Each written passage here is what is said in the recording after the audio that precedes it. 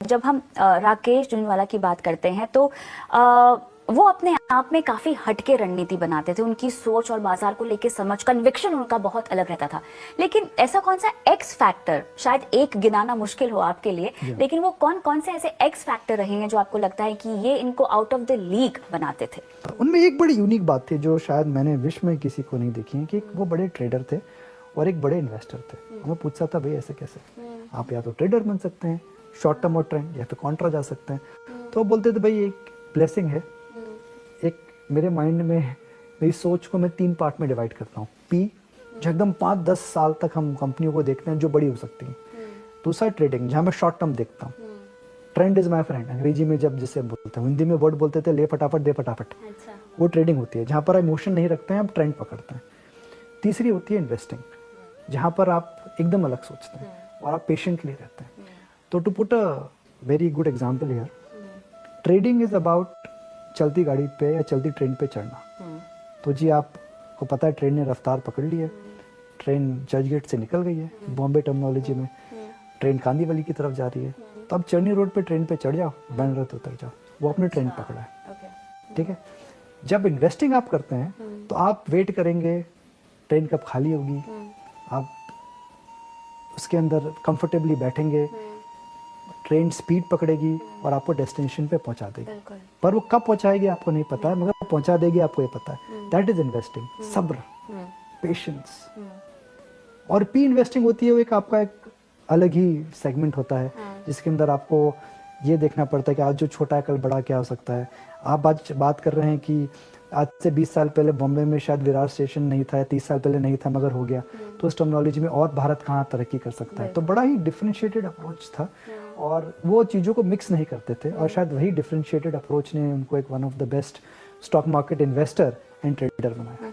उन्होंने एक मंत्र हमेशा बोला था that you should not be afraid from making mistakes, you can only but you should do mistakes which you can afford. ये रिस्क मैनेजमेंट हो गया कि भाई आपने अपना कितना पोर्टफोलियो में निवेश करा है, अगर वो गलत जाता है तो आपको रिस्क क्या है। नंबर, आप गलती करके सीखते कैसे हैं। अगर आपने एक अप्रोच से पैसा अगर लूज करा है तो उस अप्रोच से दोबारा पैसा अर्न नहीं कर सकते थे। उनका ये भी मानना था अगर आप एक आप प्रोफेशनल नहीं हैं तो ट्रेडिंग ना करिए, बिकॉज डेटा है कि 90% ट्रेडिंग में पैसा लगता है। ये उनका व्यू था। हालांकि वो एक बड़े सक्सेसफुल ट्रेडर थे, मगर वो कहते थे कि भाई मैं एक सक्सेसफुल ट्रेडर हूँ, मैं प्रोफेशनल हूँ। अगर आप प्रोफेशनल नहीं हैं तो आप प्लीज़ उसमें मत पार्टिसिपेट करिए। अगर एक पैसिव इन्वेस्टर हैं तो आपको सिर्फ में निवेश करना चाहिए और आपको सिंपल चीज़ें रखनी चाहिए। तो काफ़ी बातें हैं जो मेरे हिसाब से मैटर करती। वो हमेशा कहते थे कि भाई 95% of my wealth is only been made by one thing, by being optimist, कि आने वाला कल आज से अच्छा रहेगा, आने वाला कल हिंदुस्तान के लिए और अच्छा रहेगा, the best of India is yet to come. तो जहाँ पर टर्निंग पॉइंट्स आते थे, जहाँ पर मार्केट में पैनिक होता था, जैसे 2001 में 9/11 के बाद बड़ा पैनिक हुआ, तो उनका मानना था कि भाई मार्केट इस समय आईटी सेक्टर जो है बंद नहीं होगा, बिकॉज इंडियन आईटी सेक्टर एक ग्लोबल नीड को सर्विस कर रहा है। तो 2001 में उन्होंने आईटी स्टॉक्स में काफ़ी निवेश करा था। 2008 के आसपास जब फाइनेंशियल क्राइसिस हुआ था तो उन्होंने काफ़ी बड़ा निवेश करा था। उन्होंने इसलिए निवेश करा था बिकॉज वैल्यूएशन अट्रैक्टिव हो गई थी। उनको ये समझ में आ गया था कि इंडिया के अंदर जिस प्रकार का चेंजेस आ रहा है, डेमोग्राफिक एडवांटेज है, इंटरेस्ट रेट स्ट्रक्चर है, हमारा स्टॉक मार्केट एकदम, हमारे पास we have excellent regulators, Aadhaar implementation चालू हुआ था। तो वो सब करके उन्होंने उस समय काफ़ी निवेश करा। 2020 के अंदर कोविड जब आया तो उन्होंने काफ़ी बड़ा निवेश करा था। सीधा मानना था कि इंडिया के अंदर डिजिटल स्टॉक बन चुका है, कोविड की वजह से इंटरेस्ट रेट्स नीचे आएंगे, मार्केट के अंदर ज़्यादा पैनिक हो चुका था। So being optimistic I think is the most unique quality of Rakesh Jhunjhunwala. और जो दर्शक ये शो देख रहे हैं, मैं यही इंतज़ार करूंगा कि आपको स्टॉक मार्केट के अंदर ऑप्टिमिज्म रखना जरूरी है। आपको ह्यूमन स्पिरिट को कभी भी अंडरमाइन नहीं करना चाहिए। आप देखिए आज से 5 साल पहले, आज से 3 साल पहले कविता जी, कोविड का लॉकडाउन हुआ था, उस समय क्या हाल था, सब बेहाल थे, मार्केट का हाल खराब था, मार्केट ऊपर से 25% से ज़्यादा नीचे गिर चुका था।